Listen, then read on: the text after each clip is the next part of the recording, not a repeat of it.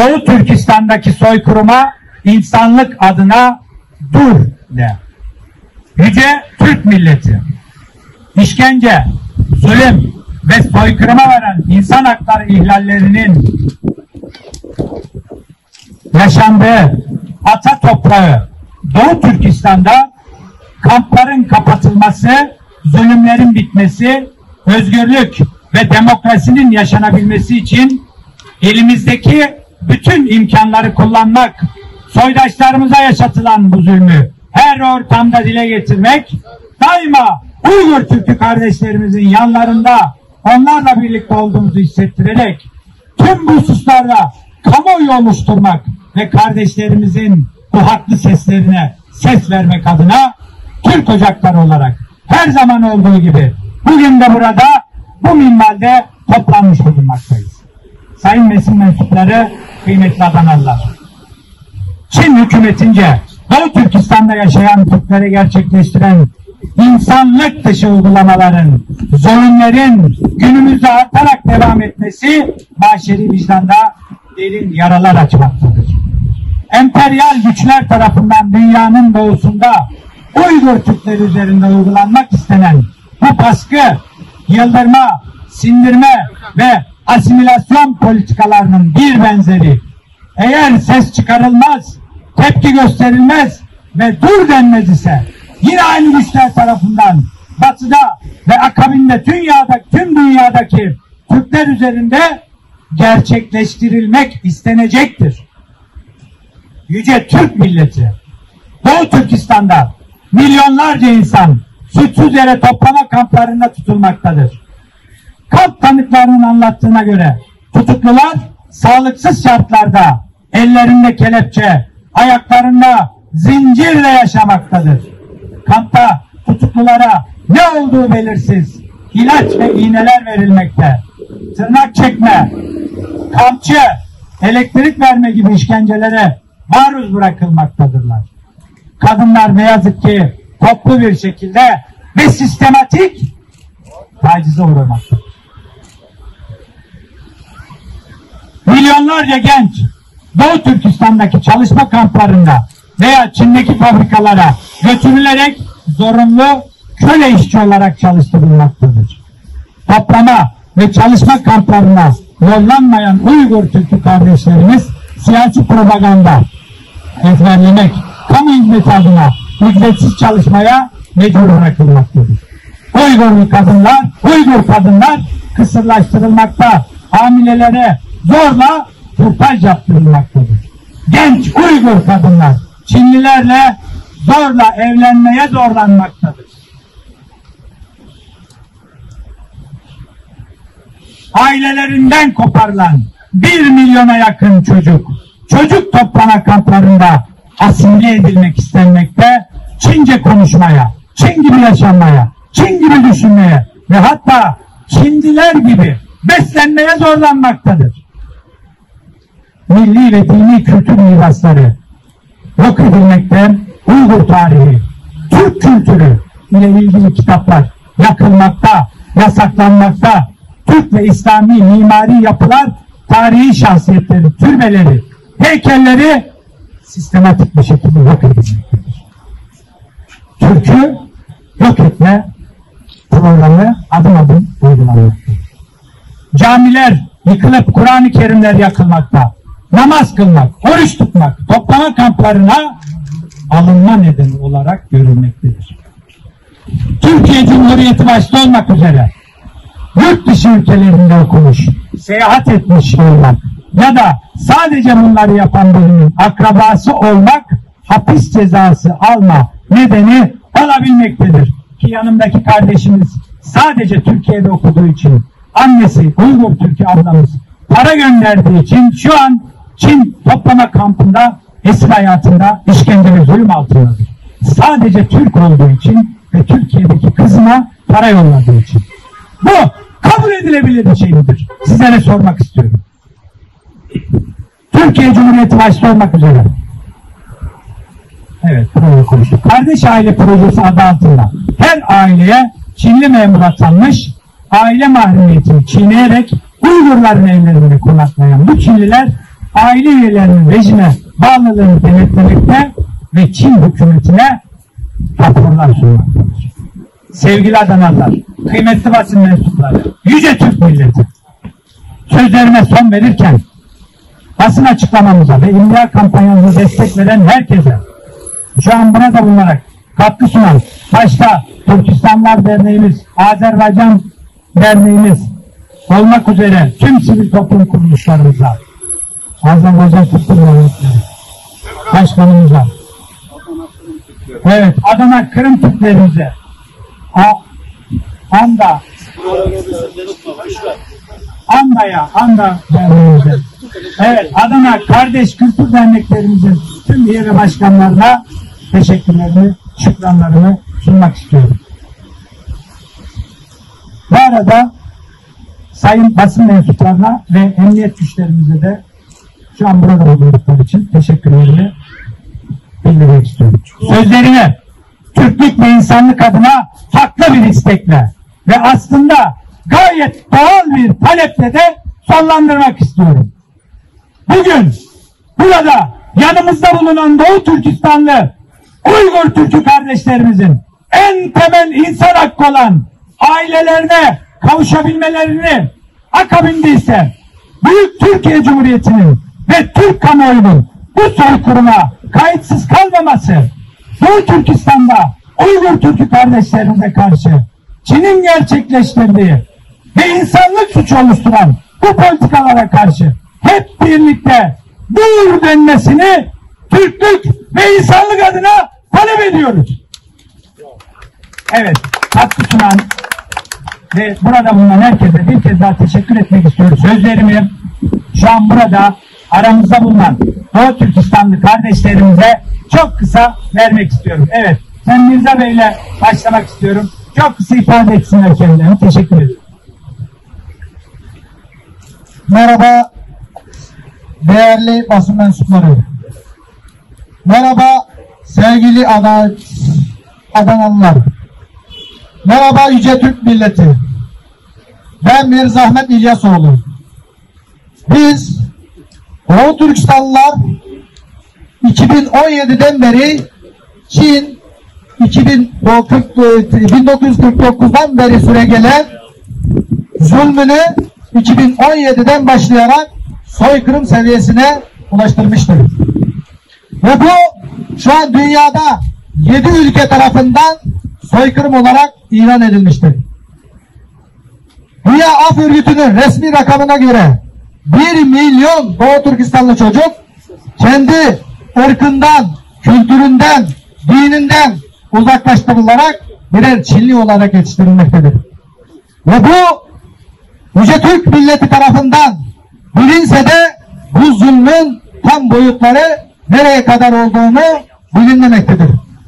Ve biz aile yakınlarımız Çin'in toplama kamplarında olan bireyler olarak birinci ağızdan Türk kamuoyuna bunu bildirmek için Doğu Türkistan için Anadolu seferini düzenledik ve bugün Adana'dayız. Ve bizi desteklemek için buraya gelen herkese teşekkür ederim. Değerli arkadaşlar, değerli basın mensupları, yüce Türk milleti, biz Uygur Türkleri Çin'in propagandasında söylediği gibi yalan söylemiyoruz. Tam propaganda yapan tam Çin'in kendisidir.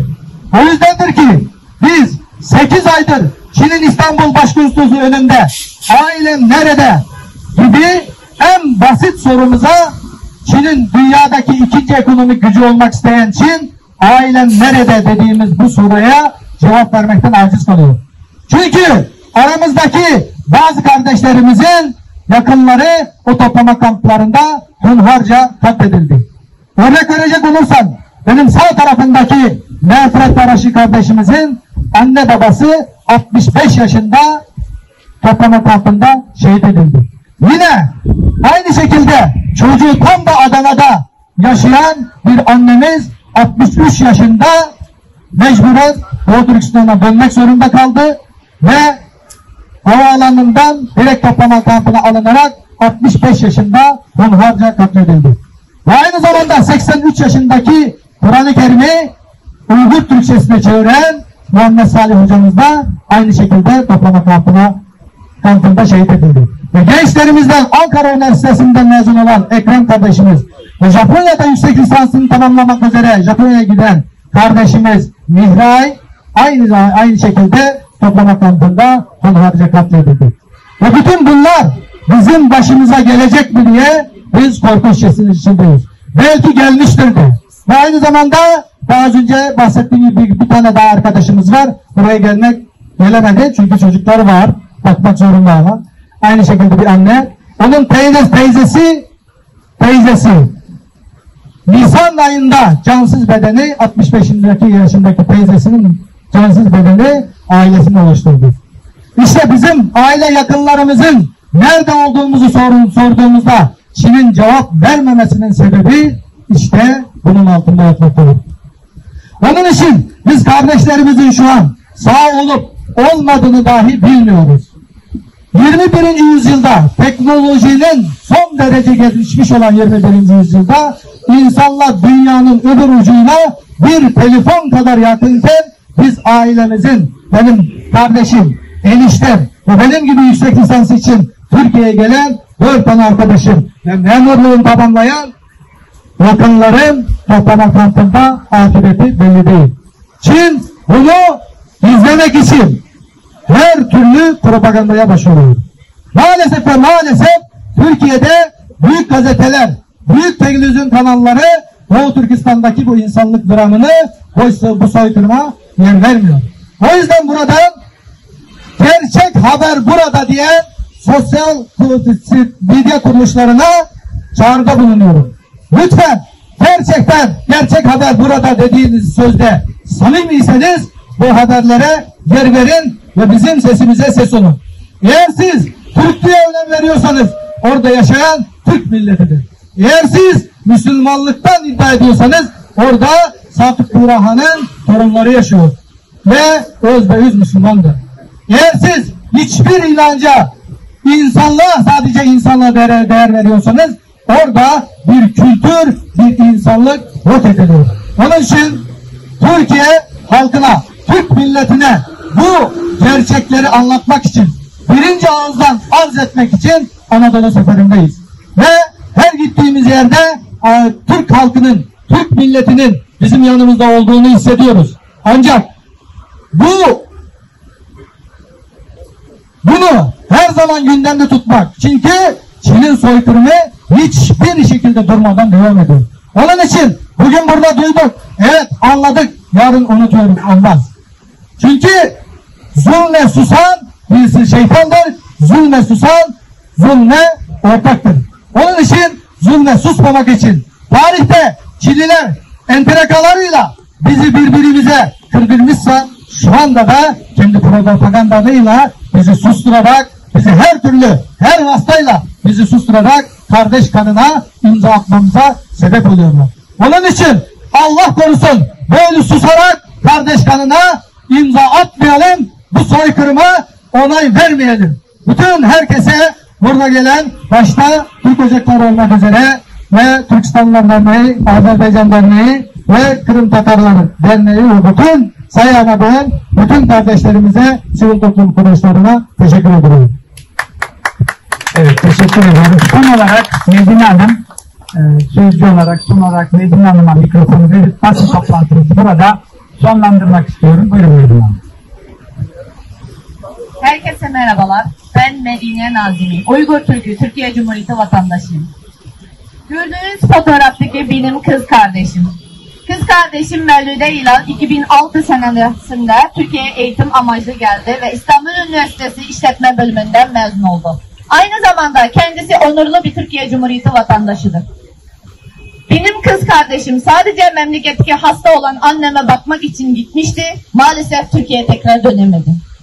Kardeşim toplama kampına alınmış olup 1,5 sene orada kaldıktan sonra serbest bırakılsa da tekrar bir aydan sonra Türkiye'de okudu, yaşadı diye o toplama kampına bölücülükle suçlanarak tekrar götürülmüş. O günden bu yana kendisine ulaşamıyor. Ben ve kız kardeşim Türkiye Cumhuriyeti vatandaşı olarak devletimize, hükümetimize ve tüm milletvekillerimize, siyasi partilere, tüm Türkiye halkına sesleniyorum. Benim kız kardeşim kardeşim Mevlüde Hilal başta olmak üzere o toplama kamplarında 1500 civarında Uygur kökenli Türkiye Cumhuriyeti vatandaşları tutulmakta. Diğer ülkeler Mısır, Pakistan, Kazakistan, Fransa gibi ülkeler kendi vatandaşlarının hala Çin pasaportu taşıyan Uygur Türk'ü eşlerini nasıl kendi memleketine kurtarıp götürdüyse Türkiye hükümetinin de devletinin de aynı şekilde Uygur kökenli vatandaşlarına sahip çıkıp kız kardeşim ve tüm toplama kamplarındaki vatandaşlarını kurtarıp Türkiye'ye getirmesini talep ediyorum. Ayrıca bir kadın, bir anne, bir abla olarak o toplama kamplarında sistematik tecavüze maruz kalan tüm kadınlar adına, evlatları kucağından koparılan şu anneler adına tüm Türkiye halkına sesleniyorum. Biz Doğu Türkistanlılar insan gibi yaşamak istiyoruz. Şu elimizdeki telefonla annemizin sesini, babamızın sesini, kardeşlerimizin sesini duymak istiyoruz. Sizler gibi onlarla aynı masada oturup yemek yemek istiyoruz. Biz 5 sene oldu. Ailemizdekilerin ne de sesini duyabiliyoruz ne de yüzünü görebiliyoruz. Biz tüm insanlıktan Doğu Türkistan'da Çin hükümetinin yapmış olduğu bu soykırıma dur demesini istiyoruz. Sizler kendinizin yaşadığı hayatı bizim için de geçerli görün. Şu hayvanlar bir araba bir köpeği bastığında nasıl hassasiyet gösteriyorsa Doğu Türkistanlılar için de herkesin aynı hassasiyeti talep ediyorum.